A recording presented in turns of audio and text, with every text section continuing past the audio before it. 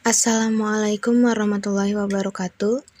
Pada kesempatan kali ini, kami dari kelompok 7 akan menjelaskan materi tentang ilusi artistik, ilusi keagamaan, dan teori topeng atau persona. Sebelumnya, kami ingin mengucapkan terima kasih kepada Ibu Sangaji Niken Hapsari MPD selaku dosen mata kuliah Psikologi Sastra yang telah memberikan kesempatan kepada kami untuk menyampaikan materi. Sebelumnya kami ingin memperkenalkan diri terlebih dahulu, yaitu yang pertama ada Feni Putri Agnes dengan NPM 2020-21-500-447, lalu Khairul Wahyu Aziz dengan NPM 2020-21-500-459, lalu Rizky Amalia 2020-21-500-460, lalu Pangestu Adi Wibowo dengan NPM 2020-21-500-488, dan Hasbiafi dengan NPM 2020-21-5073. Saya, Rizky Amalia, akan membacakan materi yang pertama, yaitu ilusi artistik. Menurut Freud, seni menjadi bagian kelakuan substitutif yang ditawarkan budaya pada manusia untuk menghindari hambatan-hambatan yang dipalang oleh kenyataan terhadap perwujudan hasrat-hasratnya. Dalam bukunya, Nouvelle Conference sur la Psychanalyse atau pemikiran-pemikiran baru tentang psikoanalisis, salah satu teks terakhir yang terbit di tahun 1932, Freud mempertentangkan seni dengan filsafat dan dengan agama sebagai berikut. Seni hampir selalu tidak agresif dan membawa kebaikan. Seni tidak pura-pura dan tidak pernah berusaha menjadi ilusi, kecuali bagi orang-orang tertentu yang kata orang dihantui oleh serangan realitas. Ilusi keagamaan. Freud bersikap keras terhadap agama karena ia menganggap agama memberi ilusi yang diartikan sebagai kebenaran. Yang pertama, menurut Freud, agama juga dekat dengan psikosis halusinasi, yaitu menganggap hasrat sebagai kenyataan. Agama memberi ilusi bahwa hidup berkelanjutan setelah mati dan membuat kita tidak menerima kematian. Yang kedua, agama menggantikan ketergantungan terhadap sosok ayah dengan Tuhan yang Maha Kuasa, dan bukannya membiarkannya kita menghadapi kenyataan yang kasar, yang menguatkan dan membentuk jiwa. Seni dan realitas. Seni dan realitas keduanya saling berkaitan. Seni seperti ini membuat orang percaya bahwa seni pada dasarnya bertolak belakang dengan prinsip realitas dan mungkin diharapkan untuk merekayasa seni agar mencapai prinsip realitas. Karena Freud dalam Introduction a la Psychanalyse menyajikan imajinasi, seni bukan melawan kenyataan, tetapi merupakan sekawan sebagai suatu ruang perantara.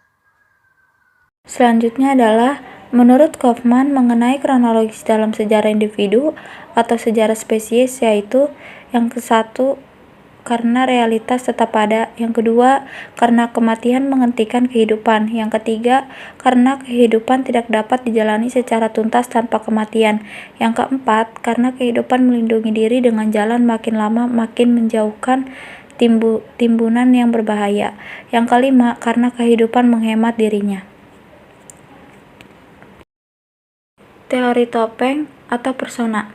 Persona itu secara singkat seringkali disebut topeng. Topeng seperti apa maksudnya? Menurut Alwisol tahun 2009, persona itu adalah sebuah topeng atau wajah yang dipakai ketika menghadapi publik. Hal tersebut pada akhirnya mencerminkan persepsi masyarakat mengenai peran yang harus dimainkan dalam hidupnya.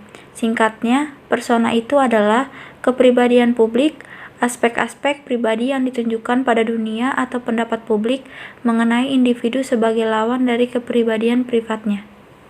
Pada pengertian di atas, tentunya menggambarkan pengertian sesungguhnya dari Carl Gustav Jung, seorang psikolog berkebangsaan Swiss, yang menyatakan bahwa persona adalah sisi kepribadian seseorang yang ditunjukkan kepada dunia. Jung percaya bahwa setiap manusia terlibat dalam peranan tertentu yang dituntut oleh dunia sosial. Misalnya, seorang politikus diharapkan menampilkan muka penuh keyakinan untuk memenangkan suara masyarakat, dan aktor dituntut untuk memamerkan gaya hidupnya sesuai dengan keinginan publik. Selanjutnya, namun meskipun persona merupakan sisi penting dalam kepribadian, sebaiknya kita tidak mencampurkan bagian yang ditampilkan di depan publik dengan diri kita. Benar, adanya jika kita harus diterima di masyarakat, namun jika kita terlalu menggunakan persona atau topeng, maka kita akan kehilangan sentuhan inner self dan cenderung hidup hanya untuk memenuhi harapan sosial. Agar sehat secara psikologis, maka kita harus mempertahankan keseimbangan antara harapan sosial dengan bagaimana kepribadian kita yang sebenarnya caranya adalah dengan mengurangi tingkat kepentingan harapan sosial.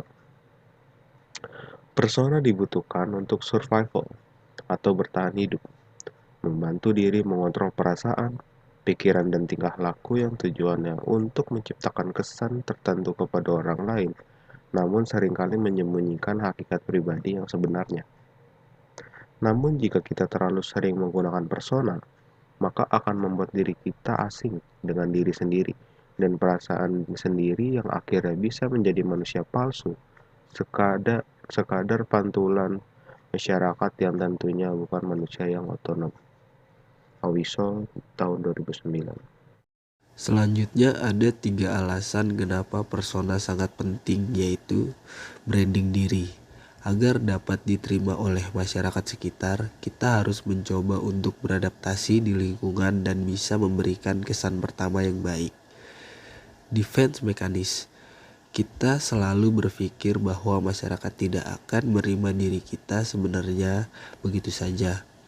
Maka kita harus mempunyai mekanisme pertahanan diri untuk melindungi diri kita sendiri. Self-fulfilling prophecy. Persona sebenarnya adalah kita sendiri, tetapi versi yang lebih baik. Namun menurut Carl Jung, persona juga bagian dari diri kita. Ibaratnya walaupun menggunakan topeng, tetapi itu tetap bagian dari diri kita. Karena topeng itu kita yang membuat atau menciptakan untuk kepentingan agar kita dapat beradaptasi di lingkungan sosial. Peran topeng ini berlangsung secara tidak sadar dan setiap individu menggunakan topeng yang berbeda-beda sesuai dengan warisan leluhurnya. Topeng ini terbentuk kompromi antara norma-norma yang terdapat dalam archetype dengan tuntutan lingkungannya. Budaya pemakaian topeng ini lazim berlangsung dalam karya sastra, khususnya drama, teater, film, roman, novel, dan cerita pendek. Pelajaran yang bisa kita ambil dari materi ini adalah bahwa kita harus mampu mempertahankan keseimbangan antara mana harapan sosial yang harus dilakukan dan mana kepribadian asli kita yang justru harus dimunculkan. Persona pun memiliki fungsi untuk mengontrol perasaan, pikiran, dan tingkah laku. Namun jika persona dipakai secara berlebihan tanpa menghadirkan sosok asli dalam diri kita, maka akhirnya ia tidak akan sehat secara psikologis, dan hal tersebut tentunya bisa berakibat fatal untuk kelangsungan hidup. Sekian presentasi kami dari kelompok 7.